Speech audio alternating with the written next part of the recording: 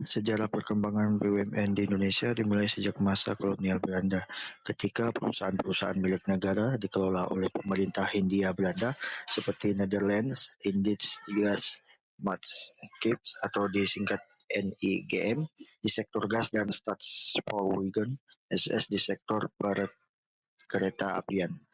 Saat pendudukan Jepang pada tahun 1942 sampai 1945, perusahaan-perusahaan Belanda diambil alih dan difokuskan untuk kepentingan perang, menyebabkan banyak infrastruktur mengalami kerusakan. Setelah Indonesia merdeka pada 1945, pemerintah mulai mengambil alih perusahaan asing meskipun Belanda masih menguasai sektor penting, sehingga nasionalisasi besar-besaran baru dilakukan setelah pengakuan kedaulatan pada 1949. Nah, selanjutnya pada periode 1957 sampai 1960, nasionalisasi semakin luas sebagai respon terhadap konflik dengan Belanda terkait Irian Barat, mencakup ribuan perusahaan termasuk The Javas Bank yang kemudian menjadi Bank Indonesia. Di era Orde Baru pada tahun 1966 dan 1998, BUMN berkembang pesat dengan kebijakan ekonomi stabil dan modernisasi di berbagai sektor strategis seperti energi atau Pertamina, telekomunikasi, Telkom, perbankan, BRI, dan listrik atau PLN, disertai restrukturisasi untuk meningkatkan efisiensi. Setelah krisis ekonomi 1997 sampai 1998, pemerintah melakukan reformasi BUMN melalui privatisasi dengan kemitraan dengan sektor swasta, serta menerapkan regulasi seperti Good Corporate Governance (GCG) untuk meningkatkan transparansi dan akuntabilitas. Hingga kini BUMN terus bertransformasi untuk meningkatkan daya saingnya di pasar global. Nah, setelah tahu sejarah terbangunnya badan usaha milik negara dari tahun sebelumnya sampai tahun sekarang, yang pasti berdirinya sebuah BUMN memiliki kerangka hukum dan peraturannya tersendiri. Kerangka hukum yang mengatur BUMN terdiri dari UUD 1945 sebagai undang-undang, peraturan pemerintah, serta peraturan dari Kementerian BUMN untuk memastikan tata kelola yang baik, efisiensi operasional, dan kontribusi terhadap perekonomian nasional. Nah, dari sejarah tadi kita bisa lihat bagaimana berdirinya sebuah perusahaan milik negara di Indonesia yang disebut dengan BUMN, Badan Usaha Milik Negara, yang bisa dibilang tadi dari awal masa penjajahan dari Jepang hingga Belanda dan reformasi pula pada tragedi krisis ekonomi pada 1997 sampai 1998, hingga pemerintah melakukan reformasi BUMN tadi melalui privatisasi dan kementerian dengan sektor swasta. Kerangka hukum dan peraturan Badan Usaha Milik Negara (BUMN) di Indonesia. Yang pertama, landasan hukum BUMN. BUMN di Indonesia beroperasi berdasarkan landasan hukum yang kuat, dimulai dari UUD 1945 hingga berbagai peraturan teknis. Pasal 33 ayat 2 dan 3 UUD 1945 menegaskan bahwa sektor-sektor strategis yang menyangkut hajat hidup orang banyak harus dikuasai negara. Selain itu, Pasal 34 UUD 1945 menekankan pada kewajiban negara dalam menjamin kesejahteraan rakyat. Yang kedua, undang-undang yang mengatur BUMN.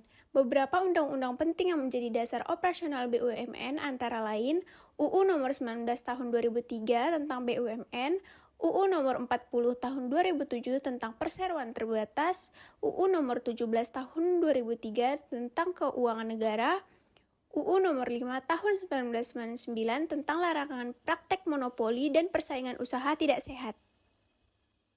Yang ketiga, peraturan pelaksana. BUMN juga diatur oleh sejumlah peraturan pelaksana, diantaranya Peraturan Pemerintah, PP Nomor 45 Tahun 2005, PP Nomor 72 Tahun 2016, mengatur tata kelola dan transparansi BUMN, mewajibkan penerapan sistem manajemen risiko, mendorong penerapan prinsip Good Corporate Governance atau GCG. Standar internasionalnya adalah BUMN mengikuti standar global seperti OECD, Guidelines on Corporate Governance, dan ISO. sistem manajemen anti-suap untuk meningkatkan efisiensi dan akuntabilitas. Yang keempat, tantangan tata kelola BUMN. Dalam pelaksanaannya, tata kelola BUMN menghadapi beberapa tantangan, antara lain, negara sebagai pemilik menimbulkan potensi konflik antara peran pengawasan dan kepemilikan, tanggung jawab dewan, menuntut integritas dan profesionalitas tinggi dalam pengambilan keputusan, perlakuan yang adil terhadap pemegang saham, memastikan tidak ada pihak yang dirugikan, hubungan dengan pemangku kepentingan, harus menjaga komunikasi dan kepercayaan publik, transparansi dan pengungkapan, kunci untuk membangun akuntabilitas dan kepercayaan masyarakat. Negara sebagai pemilik. Keterlibatan pemerintah sebagai pemilik BUMN seringkali menimbulkan tantangan dalam penerapan tata kelola yang baik. Terlalu banyaknya kepentingan dari pemerintah yang terkadang bertolak belakang dapat menyulitkan manajemen BUMN dalam menentukan objektivitas perusahaan. Selain itu, intervensi politik dalam penempatan direksi dapat menghambat pengambilan keputusan yang objektif. Kemudian mengenai tanggung jawab dewan. Peran Dewan Komisaris dan Direksi sangat krusial dalam penerapan good corporate governance. Namun, dalam praktiknya, masih terdapat kendala pelaksanaan fungsi pengawasan dan pengambilan keputusan strategis. Kurangnya independensi dan profesionalisme dalam menjalankan tugas dapat menghambat efektivitas tata kelola perusahaan. Kemudian, perlakuan yang adil terhadap pemegang saham. Penerapan prinsip keadilan bagi seluruh pemegang saham masih menjadi tantangan bagi BUMN.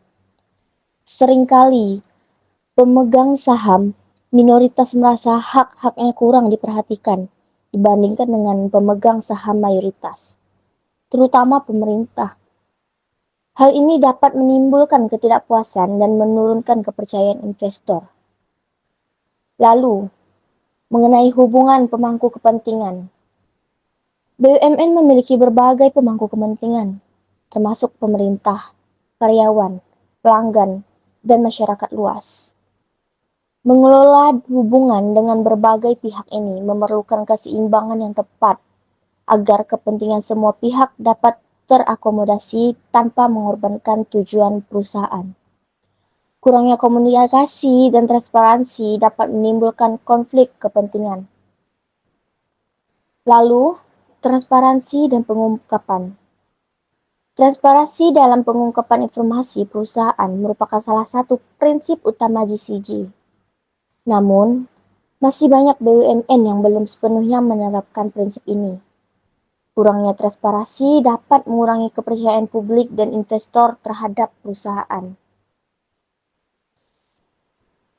Kesimpulannya, tata kelola perusahaan BUMN di Indonesia didasarkan pada berbagai regulasi, termasuk UUD 1945, Undang-Undang, Peraturan Pemerintah, dan kebijakan dari Kementerian BUMN. Sejarah BUMN menunjukkan peran strategisnya dalam perekonomian nasional. Tetapi, dalam implementasinya masih menghadapi tantangan seperti intervensi, politik, transparansi, dan pengelolaan yang profesional. Meskipun telah diterapkan prinsip good corporate governance ini, penguatan regulasi, peningkatan kapasitas sumber daya manusia, serta pengawasan ketat masih diperlukan agar BUMN dapat berkontribusi secara optimal dalam pembangunan ekonomi nasional secara berkelanjutan.